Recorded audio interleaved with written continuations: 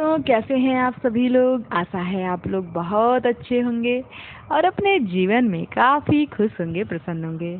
तो दोस्तों, स्वागत है आप सभी का आपके अपने ही चैनल जिसका नाम है ज्ञान मंत्र, और जहां हम लोग करते हैं कुछ ज्ञान की बातें। प्यारे दोस्तों, आज की संपादकीय लेकर मैं प्रस्तुत हूं, और आज की जो संपादकीय है उसका टॉपिक है विभिन्न संस्कृतियों में संवाद का समय। तो विभिन्न संस्कृतियों में जो संवाद होना चाहिए का समय आज आ गया है, ऐसा आज के टॉपिक में बताया जा रहा है। तो दोस्तों, आज का टॉपिक हमें क्या कुछ नया संदेश देने वाला है, क्या कुछ बताने वाला है, चलिए देखते हैं आज की संपादकीय में।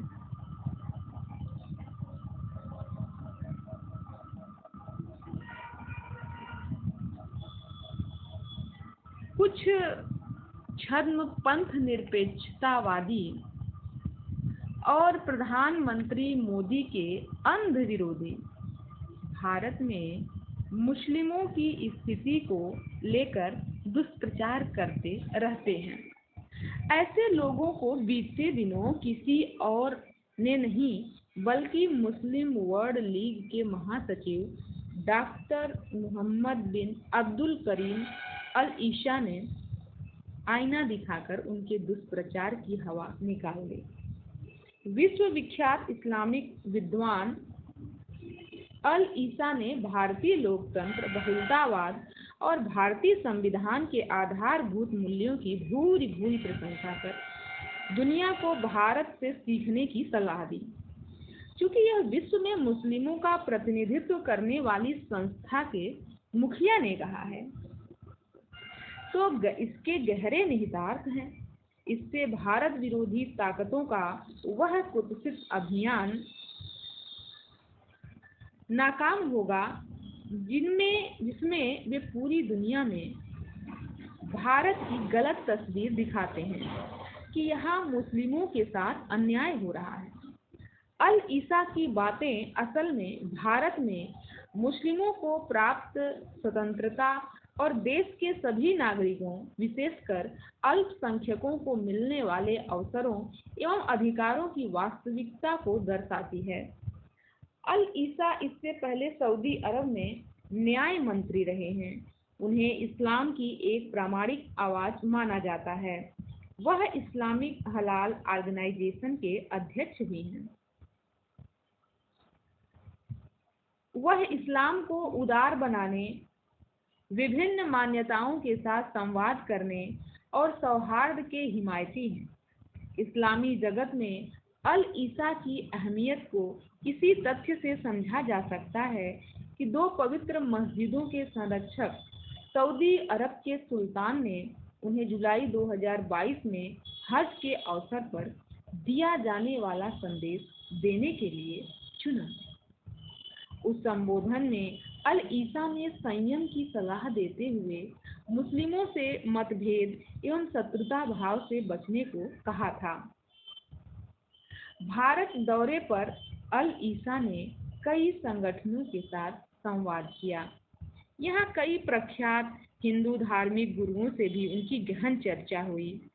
उन्होंने भारत के प्रति विश्व की सबसे प्राचीन सभ्यताओं में से एक होने के नाते कृतज्ञता प्रकट करते हुए कहा कि भारतीय दर्शन में विश्व के समक्ष विद्यमान समस्याओं के समाधान की क्षमता है।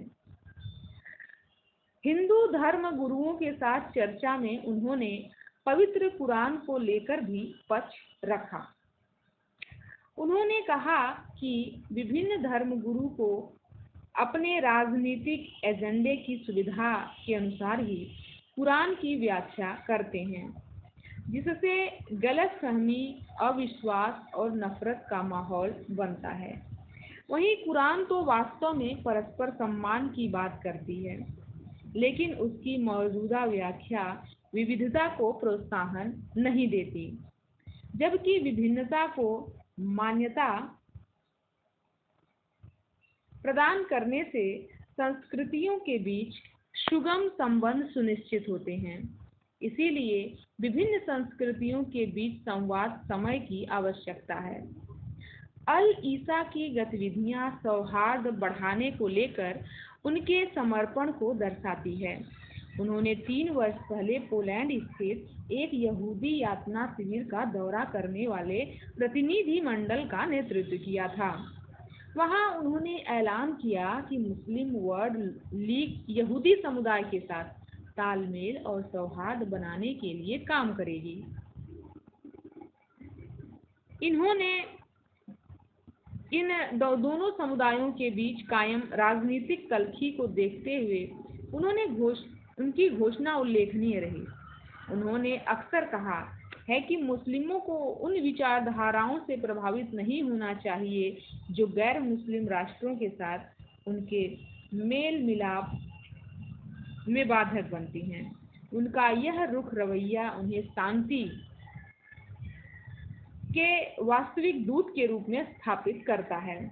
अल ईसा ने कहा कि हिंदू धर्म गुरुओं के साथ चर्चा और धार्मिक ग्रंथों के अध्ययन से शांति एवं सौहार्द को लेकर उन्हें बहुत कुछ सीखने को मिला है। वह वेदों एवं उपनिषदों के अध्ययन के लिए भी उत्सुक दिखे और उनके अरबी संस्करण की अनुपलब्धता का हवाला भी दिया। उनकी दृष्टि में इस्लामिक जगत को भारतीय दर्शन समझकर उसका लाभ उठाना चाहिए। अल ईसा ने अल्पसंख्यकों को अपने संदेश में यही कहा कि अल्पसंख्यक जिस देश में रहते हैं उन्हें वहां की स्थितियों के साथ स्वयं को पूरी तरह जोड़ लेना चाहिए। अल्पसंख्यकों को उनकी यही सलाह है कि अपने देश से प्रेम कीजिए और उसके लिए किसी भी प्रकार का बलिदान करने के लिए तत्पर रहिए। इस्लाम के कट्टरपंथी रुख के धुर विपरीत अल ईसा ने भारत दौरे पर यही बात दोहराई कि विविधता ही विश्व की वास्तविकता है जिसे सभी को स्वीकार करना चाहिए। यही सभ्यताओं के टकराव को रोकने का एकमात्र उपाय है। भारत के विश्व में अल ईसा ने कहा कि भारतीय नागरिक भले ही अल्पसंख्यक हों या बहुसंख्यक, सभी भारतीय संविधान रूपी छत्र के नीचे एक समान हैं। भारतीय संविधान और लोकतंत्र का प्रशस्तिगान करते हुए अल ईसा ने मोदी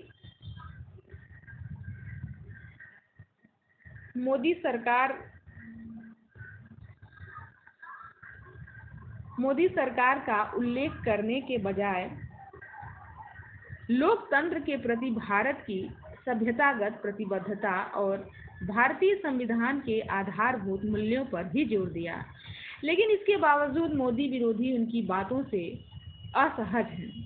विपक्षी दल के एक प्रवक्ता ने उनकी साख पर सवाल उठाते हुए कहा कि संभव है कि वह कोई एनजीओ चलाते हैं जिसे भारत सरकार से सहायता की आवश्यकता हो।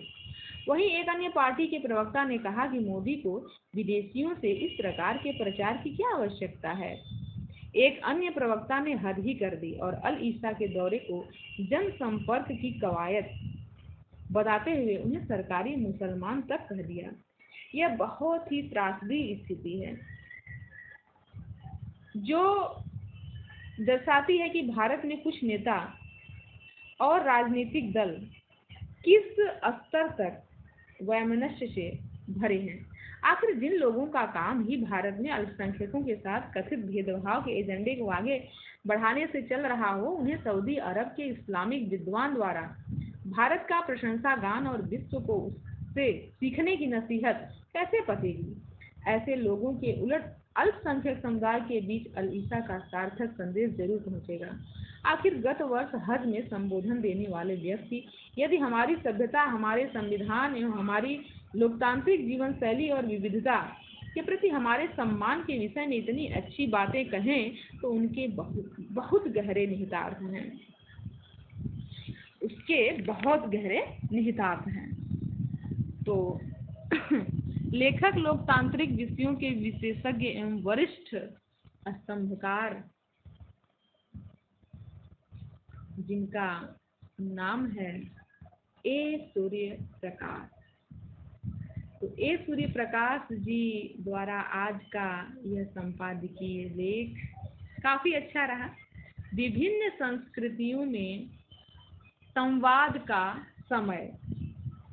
तो काफ़ी अच्छी जानकारी हमें आज के इस संपादकीय से मिली।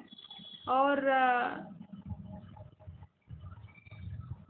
अल ईसा जो कि सऊदी अरब से संबंधित हैं, उनके द्वारा जो बातें भारत के संबंध में कही गई हैं, काफ़ी अच्छी बातें, एक तरीके से भारत के लिए बहुत ही गर्व की बात है यदि ऐसे विचार मुस्लिम संप्रदाय से संबंधित लोग भी अगर रख रहे हैं, एक अच्छी भावना के साथ ऐसी बातें कह रहे हैं, तो बहुत ही अच्छी बात है हमारे लिए।